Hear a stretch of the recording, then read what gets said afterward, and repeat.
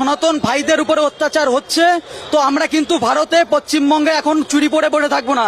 আমরা পশ্চিমবঙ্গে ভারতে আজকে দেখিয়ে দিতে চাই যে আগামী দিন হিন্দুদের উপরে, বাংলাদেশের সংখ্যালঘুদের উপরে যদি আক্রমণ করা হয় তো আমরা এর পাল্টা রিয়াকশন দেব।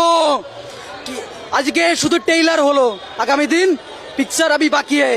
বাংলাদেশ তোমরা তৈরি থাকো, তোমাদের যোগ্য জবাব তোমরা পাবে। আর জিহাদিরা তোমরা ভেবো না আমাদের হিন্দু ভাই বোনদের ওপরে এইভাবে নির্মমভাবে অত্যাচার করবে, রাতের অন্ধকারে ধর্ষণ করবে। ভারতবর্ষ তথা ওয়েস্ট বেঙ্গলের মানুষ তোমাদেরকে ছাড়বে না।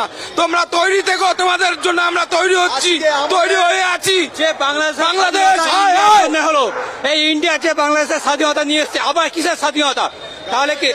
তাহলে কি পাকিস্তানের সাথে পাকিস্তানে গেলেই বাংলাদেশ স্বাধীন হবে? তাহলে কি করতে 1971 বা ইন্ডিয়া সাহায্য নিয়েছিল? যদি নিজেদের পায়ে ক্ষমতা না থাকে তাহলে ইন্ডিয়া পায়ে ধরে কেন সাহায্য চেয়েছিল? আচ্ছা, ইন্ডিয়া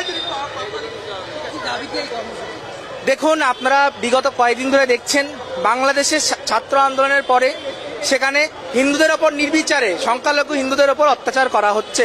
আমরা দেখেছি বাংলাদেশে প্রতিবার যে কবারই স্বাধীনতা ঘোষণা হচ্ছে, ঠিক সেই কবার স্বাধীনতার পরপর সরকার পড়ার পরপরই শুধুমাত্র একটি নির্দিষ্ট ধর্ম তথা হিন্দু ধর্মের উপরে শুধু আক্রমণ হচ্ছে। আর সেই আক্রমণের প্রতিবাদে আজকে আমাদের এই আন্দোলন।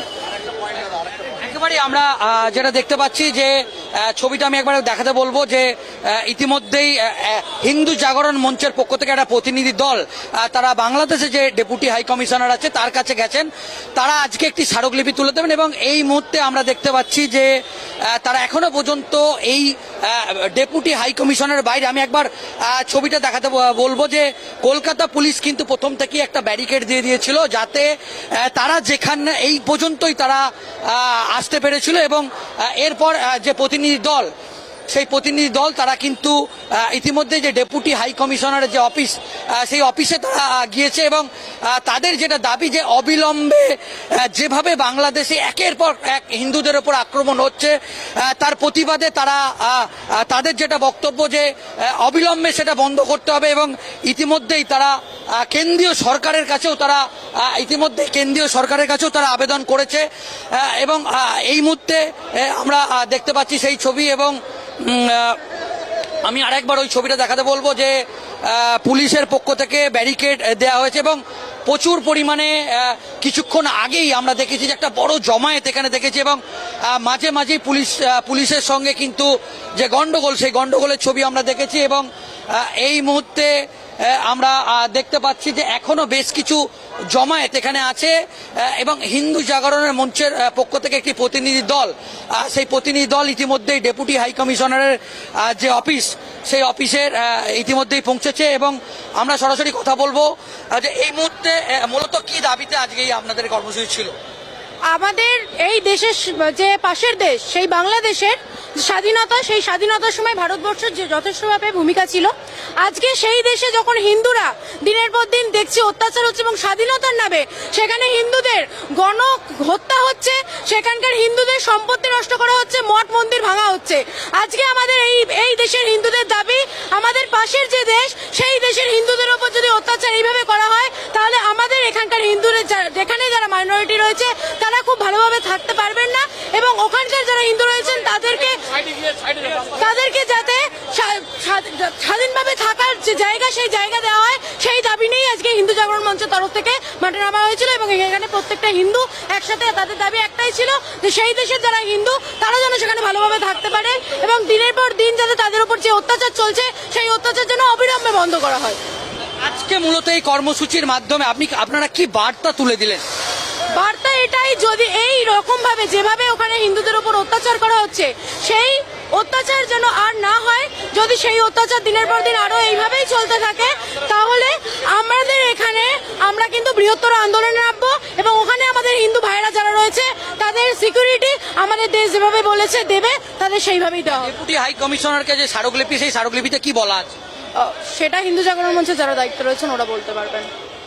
তা আগামী দিনে যদি যে ঘটনা ঘটছে, তো আগামী দিনে পরবর্তী পদক্ষেপ কি?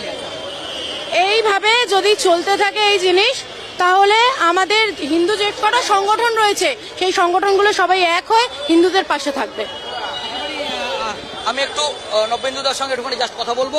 হ্যাঁ, এই মুহূর্তে আজতাক বাংলায় যারা সরাসরি লাইভ স্ট্রিমে যারা চোখ রেখেছেন তারা দেখতে পাচ্ছেন একেবারে সরাসরি সেই ছবি আমরা তুলে ধরছি যে ডেপুটি হাই কমিশনের বাইরে হিন্দু জাগরণ মঞ্চের পক্ষ থেকে যে দফা দফা বিক্ষোভ দেখানো হয়েছে এবং ইতিমধ্যেই একটা প্রতিনিধি দল তারা কিন্তু ডেপুটি হাই কমিশনারকে স্মারকলিপি দিতে পৌঁছেছে।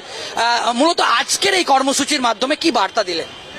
বার্তা একটাই যে ইমিডিয়েটলি হিন্দুদের উপর অত্যাচার বন্ধ করতে হবে, নয়তো আমরা আরও বৃহত্তর আন্দোলনে নামব এবং সেটা দেশব্যাপী হবে।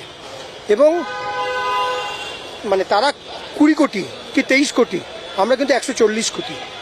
সুতরাং তাদেরকে হিন্দুদের ওপর যে নিপীড়ন জেনোসাইড চলছে ইমিডিয়েটলি বন্ধ করতে হবে, কারণ ওদের মৌলিক অধিকার লঙ্ঘিত হচ্ছে। ওটাকে ইমিডিয়েটলি বন্ধ করে আমাদের সবথেকে বড় জিনিস, বাংলার যেটা সবথেকে বড় জিনিস, রবীন্দ্রনাথ ঠাকুরের মূর্তির রাস্তায় যে লোকটির গাওয়া গান বা লেখা গান বাংলাদেশের জাতীয় সঙ্গীত, ভারতবর্ষের জাতীয় সঙ্গীত, তার মূর্তি,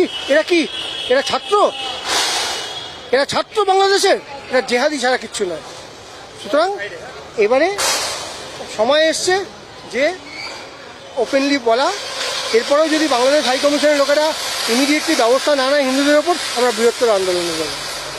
সেটা হচ্ছে যে আমরা কিছু ছবি দেখেছি যেটা ইতিমধ্যেই সোশ্যাল মিডিয়ায় ভাইরাল হয়েছে। সেই ছবি যে একজন মহিলা তার বাড়ির উপরে হামলা করা হয়েছে, ডক্টর একটা ফ্যামিলি, তারা চিৎকার করছে আমাদের বাঁচাও বাঁচাও, এই রকম ভিডিও ইতিমধ্যেই সোশ্যাল মিডিয়ায় ভাইরাল হচ্ছে।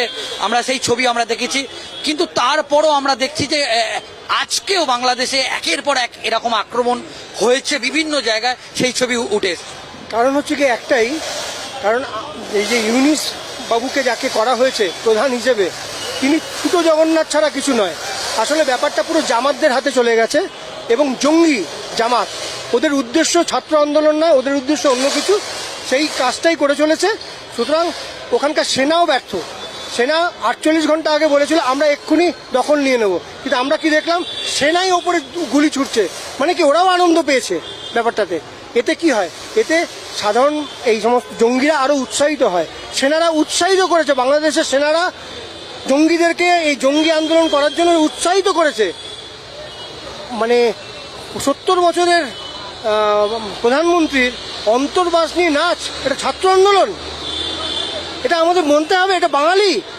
এখানকার বিদ্যুৎজনেরা বাঙালি, বাংলাদেশের বাঙালির জন্য কাঁদতে থাকে, এই বাঙালি।